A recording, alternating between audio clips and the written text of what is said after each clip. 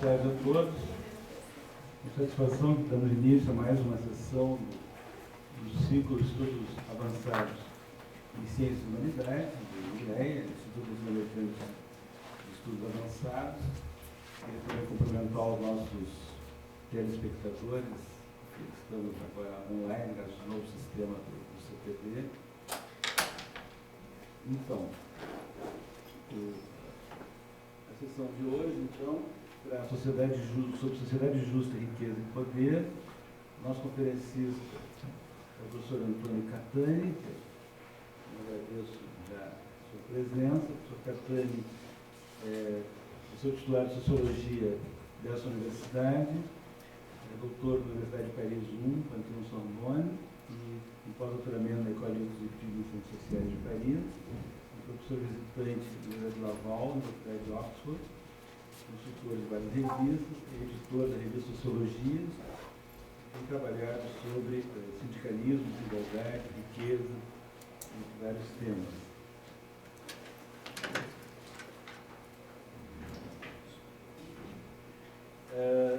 Teremos hoje a alegria de ter dois debatedores. Em primeiro lugar, a professora Marília Ramos, que fez sociólogo por essa universidade, fez mestrado também por essa universidade, fez doutorado em Sociologia na Purdue University, e pós-doutoramento na Universidade de Texas, professor do nosso departamento de Sociologia, tem publicado em vários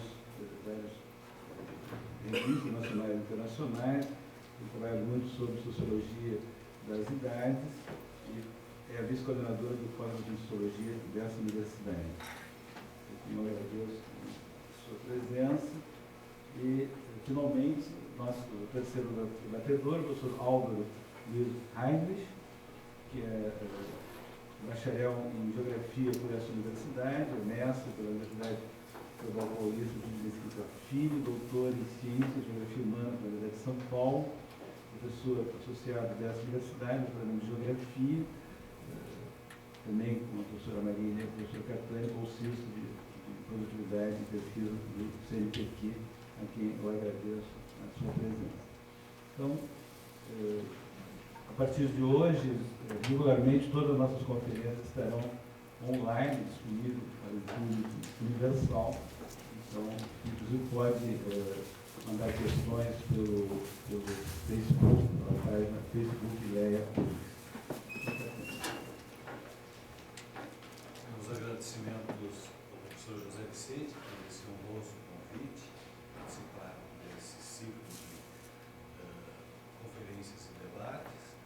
Agradecer também aos colegas do professor Maria e do professor Álvaro,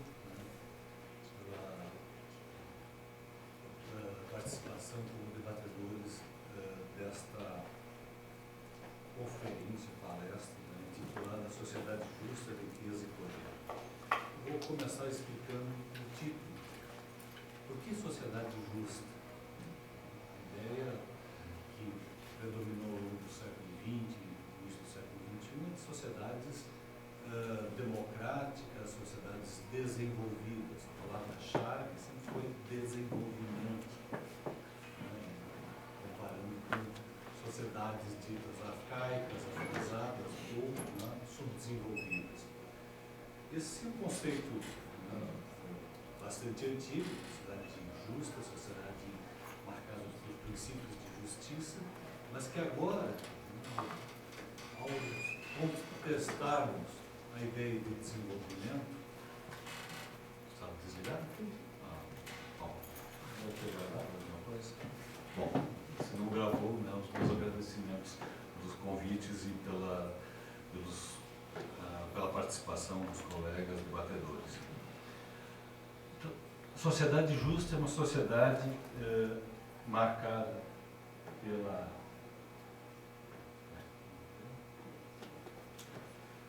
ideia-chave de justiça. Ela não tem nada a ver com níveis econômicos. Essa ideia de concentração de poder econômico, de predominância da atividade industrial e atividades modernas não necessariamente correspondem a uma ideia de uma sociedade equilibrada, justiça. a qualidade de vida, a ideia de bem comum, do interesse geral, de uma verdadeira meritocracia, ela está fundamentada em outros princípios nos quais, digamos, a questão econômica não é predominante. Nós podemos ter sociedades ditas primitivas, onde a qualidade de vida, a qualidade das relações sociais, das relações humanas, são muito mais avançadas do que as ditas sociedades modernas. E a base de uma sociedade justa é o princípio de igualdade.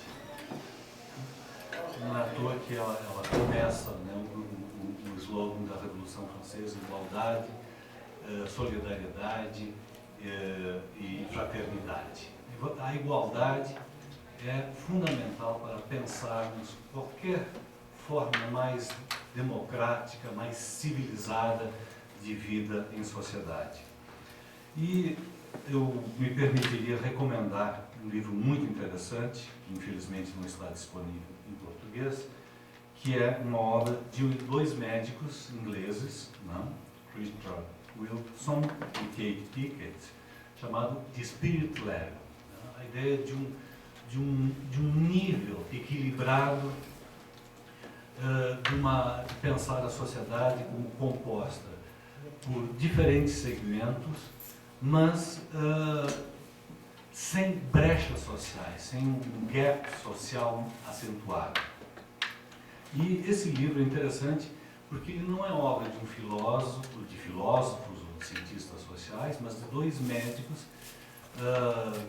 com um vasto trabalho empírico mostrando que as sociedades mais avançadas socialmente são sociedades que têm um patamar relativamente homogêneo de condições de vida, de possibilidade de acesso à informação, a trabalho, à renda. E eles mostram, em tabelas muito precisas, que as sociedades, as potências econômicas, consideradas os modelos para as sociedades do terceiro mundo, não são necessariamente as mais ricas, mas sim as mais civilizadas são as mais equilibradas. Eles têm um trabalho de compilação de estatísticas internacionais em várias áreas da saúde, da assistência social, previdência, qualidade de vida, poluição. E eles mostram claramente que as grandes desigualdades na posse do patrimônio e no acesso à renda se traduzem objetivamente numa vida comunitária e em relações sociais degradadas. Quanto maior a diferença social, a vida social é mais conflituosa, ela provoca desconfiança mútua, então as relações sociais são marcadas pela corrupção, pelo oportunismo, e eles fazem uma sequência de comparações indicando que grandes desigualdades econômicas se traduzem em aumento dos problemas de saúde mental, uso de drogas, na obesidade crescente, baixas performances educacionais, maior incidência de gravidez na adolescência e aumento da violência, seja ela com uma percepção real ou imaginária da insegurança, aumento da população prisional e das reincidências. Bom, aí poderíamos elencar uma série de outros indicadores que eles trabalham, mas aí tentei sintetizar os mais importantes. Então, assim, se pensarmos sociedades como a norte-americana e compararmos com sociedades sueca, finlandesa, dinamarquesa, e mesmo a sociedade canadense, nós vamos ver que o Império Americano está numa situação muito pior que todos esses outros países que são historicamente mais equilibrados, socialmente mais equilibrados, com uma distribuição de renda mais equitativa. Bom, essa pequena introdução é para indicar essa ideia da busca da sociedade justa E aí o segundo termo do título, riqueza. O que tem a ver a riqueza com a construção de uma sociedade justa, de uma sociedade civilizada, com respeito humano, com um equilíbrio ecológico, etc. E aí a relação é imediata. Riqueza é a inimiga da sociedade justa. A riqueza concentrada, né? Não é simplesmente a riqueza generalizada, que isso todo mundo quer, mas a ideia de concentração de riqueza e da sua relação com o poder. E então, o foco central desta minha comunicação é esse mundo à parte da riqueza concentrada. Um mundo, me permitirem usar uma imagem bem eloquente, é um mundo fechado, né? E mesmo quando entreaberto, ele não dá a conhecer a sua verdadeira natureza. O mundo dos ricos, as classes abastadas, milionários, bilionários, é algo absolutamente incógnito. Eu uso a expressão riqueza arcana. Não, arcano tem um sentido místico também, mas etimologicamente, arcano está relacionado a coisas que não são acessíveis, ou são acessíveis a poucos. Os bens, o conhecimento, de fenômenos que apenas aparecem no meio de uma bruma, com pequenas cores, com pequenos índices. A gente nunca sabe exatamente do que se trata, ou, pelo contrário, aparece como uma mistificação. Vamos pensarmos a riqueza como algo mitificado e mistificado. A riqueza é sempre positiva, ela é sempre desejável, né? Existe até a expressão popular: pobreza é um problema, riqueza é a solução. Né? Então, todo mundo pensando formas democráticas, autoritárias, tecnocráticas de gerar riqueza e de distribuir a riqueza. Tá? Mas ela sempre está envolta nesse véu de mistério. Usando uma outra expressão, a riqueza como tótem e tabu. E nós não conhecemos verdadeiramente a riqueza. Nós temos apenas alguns indícios. É um tema que não é acessível, especialmente para as ciências sociais. Mas também podemos dizer que não é acessível ao físico. A Receita Federal, né, tem muita dificuldade em ter acesso aos dados essenciais, e aí depois, na sequência, eu vou comentar por que isso. O sigilo bancário é uma lei pétrea da nossa Constituição, né? Um ministro que se atreva a xeretear na conta de um caseiro, de um motorista, perde o posto de ministro, né? Porque é algo sacralizado. Ninguém pode mexer no segredo bancário. Os processos de cobrança judicial de devedores importantes esbarram nesse princípio. Então, é uma luta jurídica muito grande para tentar ter acesso ao que seria um dado, né, relativamente simples, sem nenhuma ilegalidade. Então, assim, é um mundo à parte. O que nós vemos na televisão, nos jornais, nas revistas de moda, são detalhes. É a parte da riqueza que tem interesse em se mostrar. Né? Por exemplo, Caras, né? A revista Caras, vocês vão ver, indo ao dentista, né? Eu acho que deve ser uma lei, né, nacional, o dentista tem que ter a revista Caras. Esses detalhes não dos verdadeiramente ricos. Esses aí são os alpinistas sociais, são os novos ricos, que buscam, na exposição de parte da sua riqueza, a busca de um prestígio, de um reconhecimento, etc. Os verdadeiramente ricos não se dão a conhecer. Né? E é um mundo perigoso, primeiro, né, até para o pesquisador, que vai, ao tentar se adentrar nesse mundo, né, é ameaçado fisicamente ou por processos.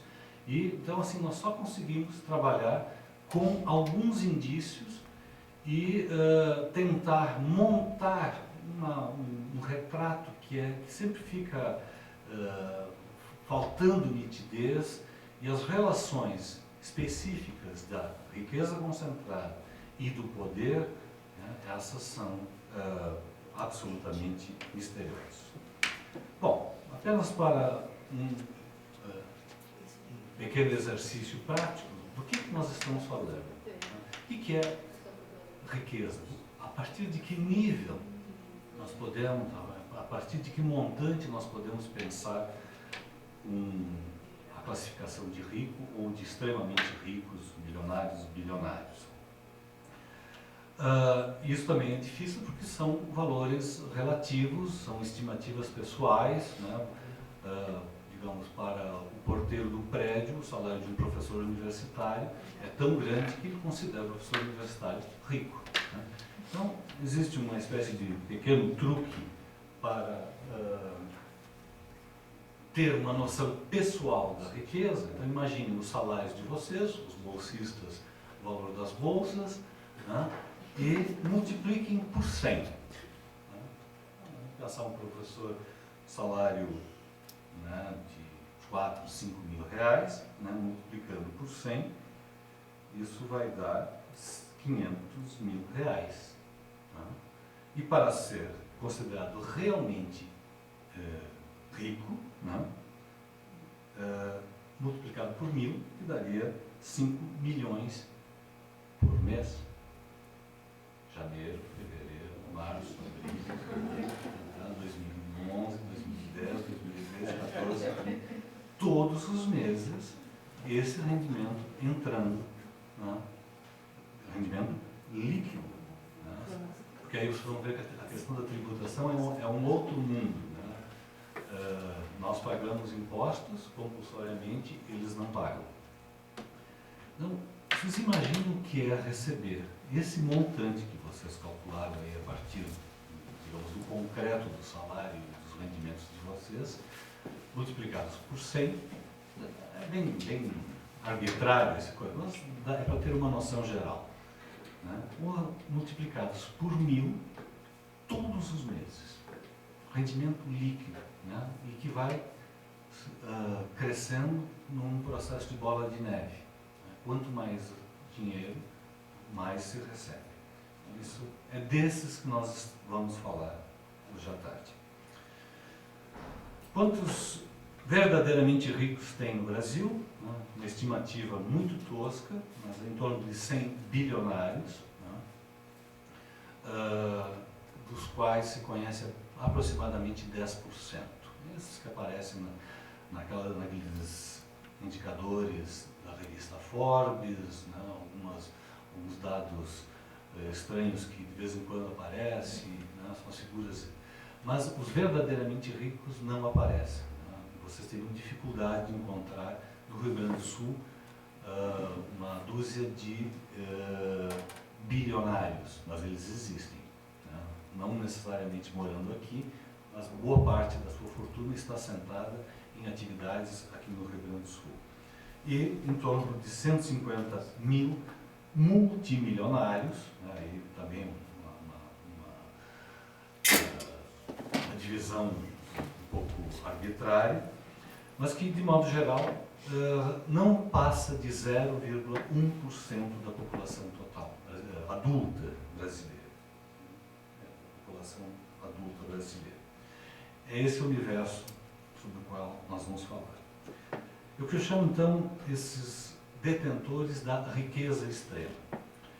E uma observação metodológica, eu estou falando de indivíduos. E é importante, a sociologia, né, vai se concentrar na análise da composição desses indivíduos. Porque um dos truques para esconder a riqueza é que ela é impessoal. Assim, a empresa MM, não sei o que, participações, o banco ABC, a corporação, né, número 2. Bom, ok, existem, são instituições, são empresas objetivas, né, com diretorias, com conselho fiscal, etc., né, CNPJ, mas é importante pensar que por trás de qualquer uma dessas empresas existem indivíduos. Elas não são instituições ocas, elas não são geridas por managers profissionalizados, né, que atendem ao interesse da corporação e distribuem dividendos no final do ano. Não, são indivíduos, né, são poucas as empresas que têm uma participação acionária fragmentada.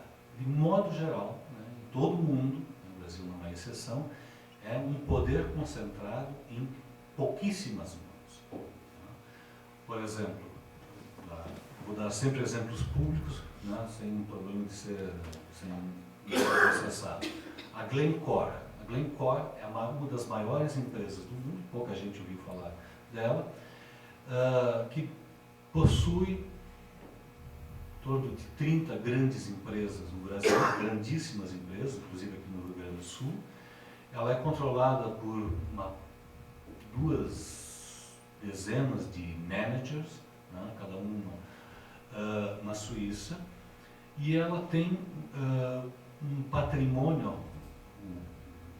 investimentos em todos os países do mundo, né, todos os países importantes. Bom, são pessoas desconhecidas, ninguém sabe quem são.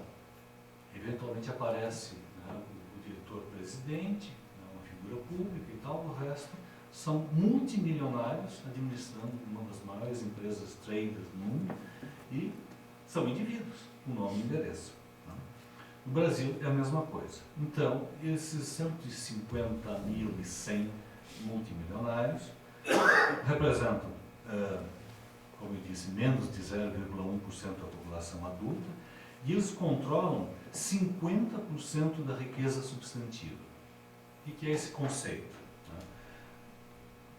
O professor fulano de tal, aqui da URGS, tem um apartamento em Porto Alegre, um sítio em Viamão, uma casa na praia, eventualmente um segundo apartamento em Gramado, um Civic do ano, uma pessoa rica, podemos dizer que ele tem um bom patrimônio, né? Não vai ter problemas com a de aposentadoria, porque só poupança seus investimentos. Ele não é detentor da riqueza substantiva. E assim podemos fazer o mesmo exemplo com um empresário. Tem lá uma pequena empresa, né, uma casa na praia, um apartamento no Rio, uma casa aqui em Gramado, etc., uma propriedade rural. Ele não tem a riqueza substantiva, ou seja, aquela riqueza que reproduz continuamente a mais riqueza e em escalas crescentes. Então, assim, quando eu falo que eles controlam 50% da riqueza substantiva, é essa, é a riqueza produtiva. Né? É um conceito, digamos, associado à ideia de capital, mas o capital num nível tão alto que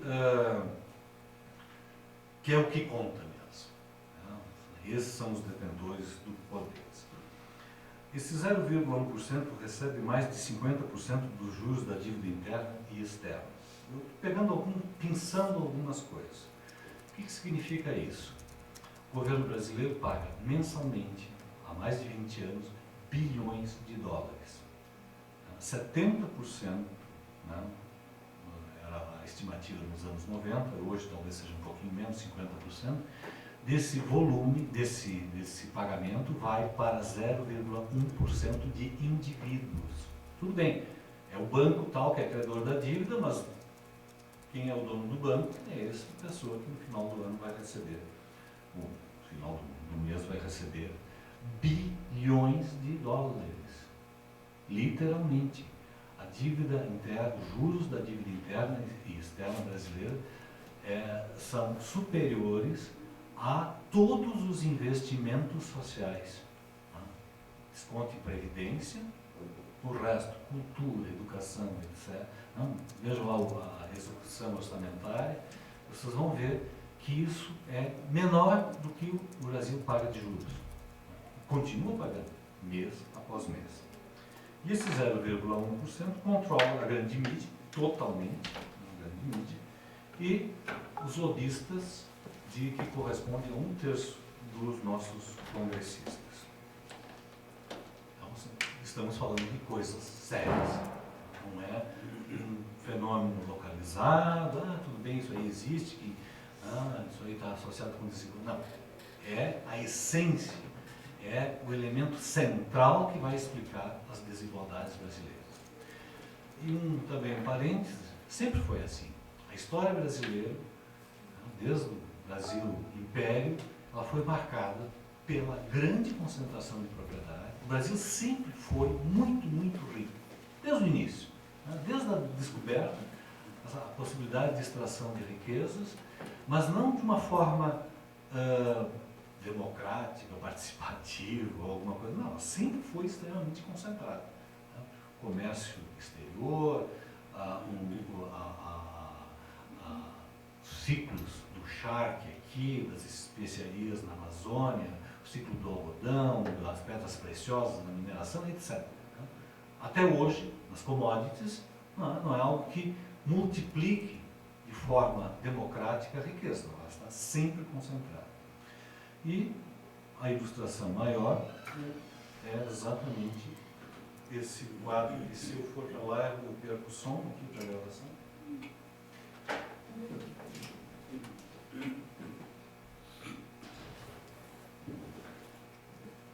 São quadro.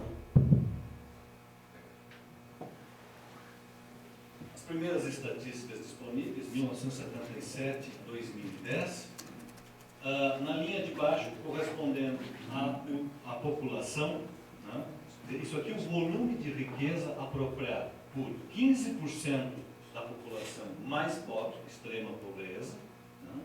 E nesse cinza um pouquinho mais escuro, correspondendo à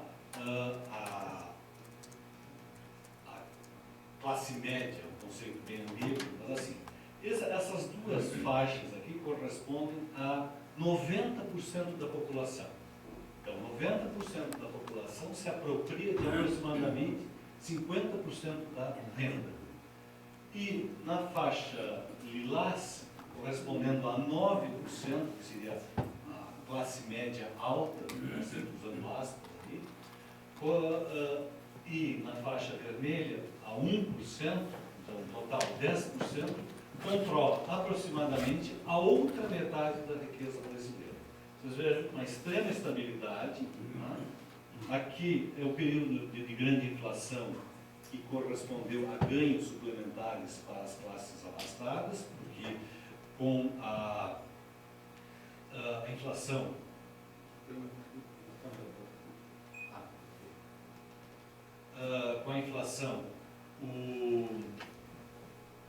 salários e pensões perdiam, e quem tinha renda, patrimônio, ampliou a sua participação.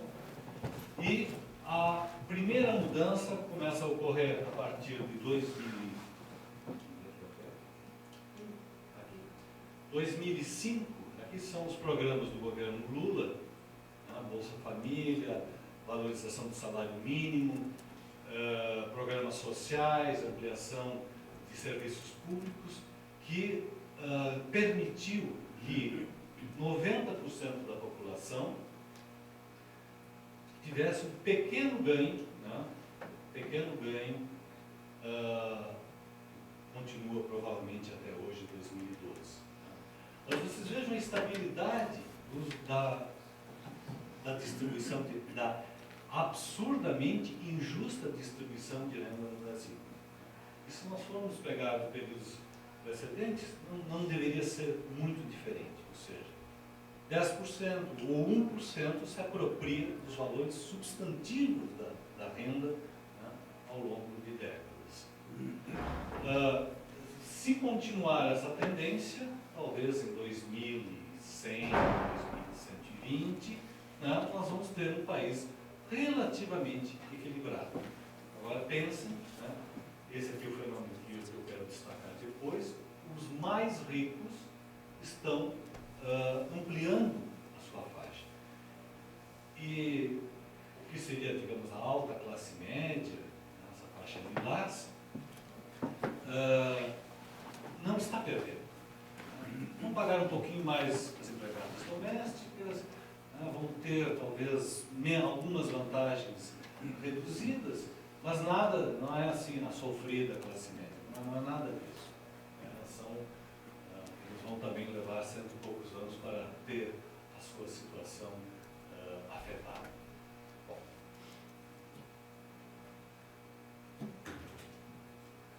Então, sim, é muita máquina. Aí nós temos um retrato do Brasil. Ok, é positivo esse avanço, né, de políticas sociais, valorização do salário mínimo, etc.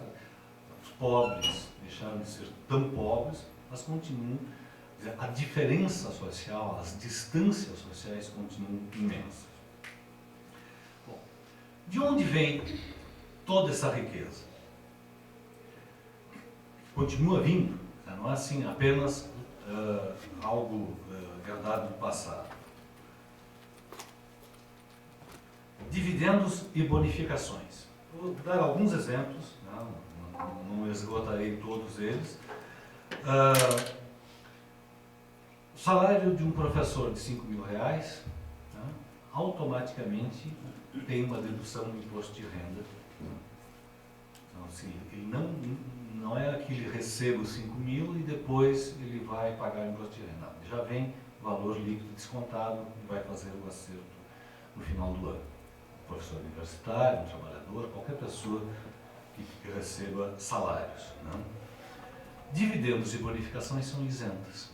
Alguém que recebe 30, 40 milhões por mês não paga imposto de renda. Mesma situação. Vale para as mais diferentes, digamos que um professor, um assalariado, né, possa receber alguns milhões de dividendos, ele não vai pagar imposto de renda. O desconto é sobre o seu salário, mas não sobre o que as empresas pagam. São totalmente isentos de imposto de renda. Então, vocês vejam, alguém que tenha 10, 12 milhões aplicados na Bolsa de Valores, né, vai receber aplicados em ações de empresas, não vai pagar imposto de renda. Os ganhos nas bolsas de valores, com, né, taxações altamente vantajosas. E aí, esse mercado especulativo, ele varia o tempo todo. Agora, o ouro está caindo, as bolsas vão subir, o preço das commodities, existe um investimento imobiliário. Vocês imaginem alguém que tem um patrimônio de 100 milhões, ele vai ter um staff de conselheiros, né, para fazer sempre as melhores aplicações. E, claro, isso também pode beneficiar um pequeno investidor, mas os grandes sempre estão à frente, né, dos movimentos especulativos. Esses movimentos especulativos, particularmente no Brasil, em parte são identificados como o capital externo. O investidor externo está desacreditando da presidente Dilma e agora está retirando dinheiro.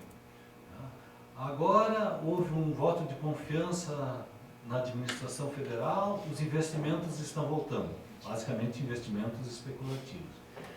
Os detentores desse capital externo, em 90% dos casos, são brasileiros, que mandam o dinheiro para o exterior, paraísos fiscais, e volta como rendimento, como aplicação de capital externo. Bom, rendimento de aplicações financeiras, né? Na época da inflação era o que mais rendia, hoje de certa maneira continua rendendo também. Aluguéis, renda da terra, transmissão de patrimônio e heranças, que são isentas. O Brasil é um dos que tem as taxações mais baixas do planeta, então as pessoas podem passar o seu patrimônio para os herdeiros sem praticamente nenhuma tributação. As formas de elisão fiscal são extraordinárias. Juros da dívida interna e externa, rendimentos ilícitos, e aqui tem uma dimensão extremamente importante, uma série de subterfúgios para não pagar imposto de renda. O exemplo que eu cito sempre é do Everaldo Maciel, no último ano do governo Fernando Henrique, ele era o secretário-geral da Receita Federal, ele sabia que eles iam perder as eleições, e ele começou a andar com a língua nos dentes. E ele declarou, né, que nenhum banqueiro brasileiro paga imposto de renda. Nenhum de nós pode escapar dessa, da malha fina. Né? A não declaração de R$1.000 por uma palestra, alguma coisa assim, né, automaticamente é detectada pela Receita, enquanto que milhões se transferem de um lado para o outro e não são captados. Bom, aqui tem uma sequência de imagens que eu quero apenas chamar a atenção do contraste que todos nós vemos dia após dia. Se eu falo sobre desigualdade,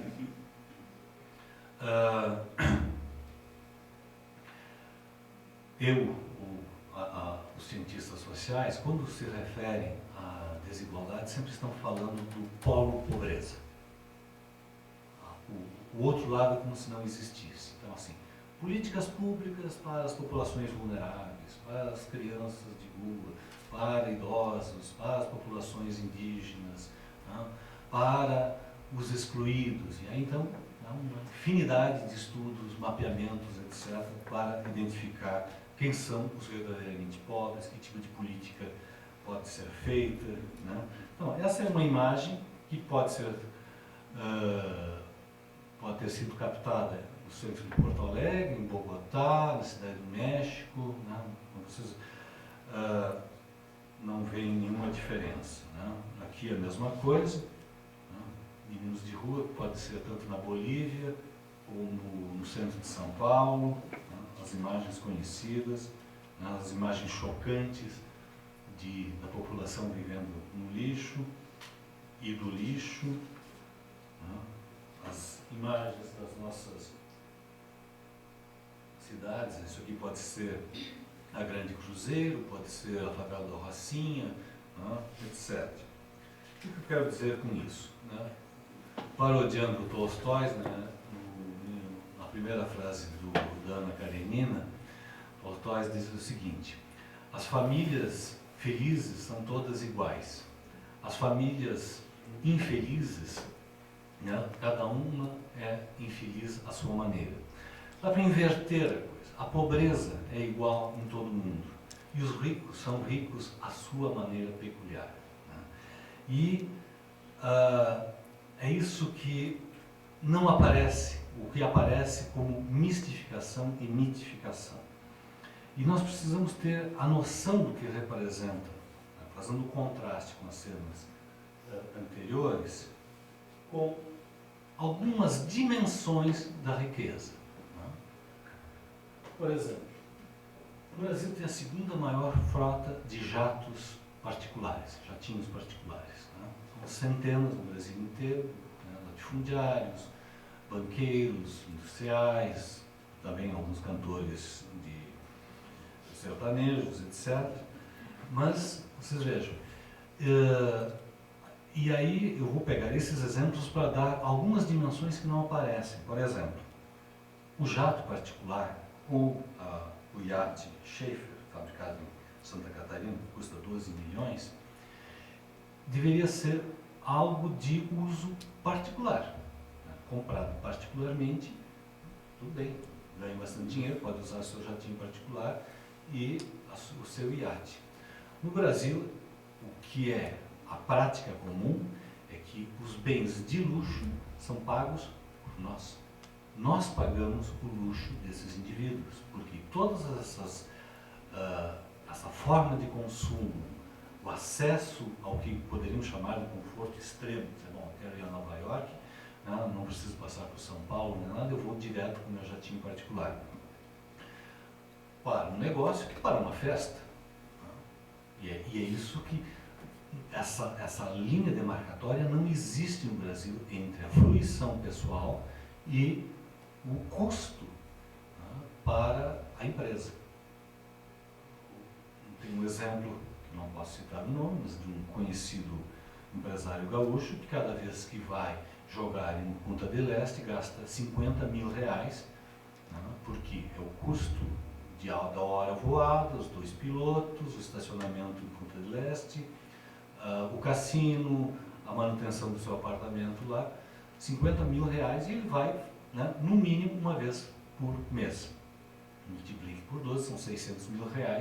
Isso aí, analisem o orçamento da Secretaria de Saúde de centenas de municípios do Rio Grande do Sul, vocês não vão ter, né, algo desse montante. Pela lei, pela legislação fiscal, esses gastos deveriam ser pagos quando digamos, do uso da fruição individual, particular, deveriam ser pagos pelo indivíduo e não pela empresa. E eles conseguem jogar na conta de custos industriais todos esses gastos, sejam eles, né, nesses bens de luxo, ou em coisas prosaicas como o casamento da filha, né, a festa de não sei aonde, tudo isso como verba de representação e passa para o custo do produto ou do serviço que eles vendem. Eu gosto de mostrar também essa imagem aqui. Um apartamento de... Hoje, essa foto está desatualizada, o preço está desatualizado, porque isso aí já pode ser multiplicado por 5 ou 6. Né? Em Porto Alegre, nós já temos apartamentos postos à venda e imediatamente vendidos por R$7,5 milhões, em torno aí do shopping Iguatemi. Né? Uma dúzia de apartamentos vendidos no dia seguinte do lançamento por R$7,5 milhões. Mais a decoração, mais IPTU, segurança, serviço, condomínio, etc. Né? Eu gosto de colocar o adendo aí, nenhum livro na prateleira. Né? Também que não é pago por esse milionário. É tudo pago pela empresa. Né? Alguns casos extremos, isso aqui no Rio Grande do Sul nós não temos, mas em São Paulo e no Rio nós temos, vários. Né? Esse dá para identificar, é uma imagem pública do banqueiro, um dos banqueiros Safra. Né? Vocês vejam a simplicidade do prédio, tem não sei quantas centenas de quartos, elevadores, etc., para o período que ele passa no Brasil. Né? A sua cunhada mora em Londres, né? E ela está na lista dos 100 ingleses mais ricos do mundo. Lili Safra, né? Também informação pública, está na lista dos 100 brasileiros mais ricos, dos 100 ingleses. Ela tem o registro de cidadã, ou pelo menos moradora em Londres. Existem mais 17 brasileiros multimilionários vivendo, digamos, oficialmente em Londres. Entre eles, o vice da Marina Silva, né, dono da Natura, mais um grande cervejeiro e mais 14 grandes financistas, né, que vivem em Londres, porque Londres é um paraíso fiscal.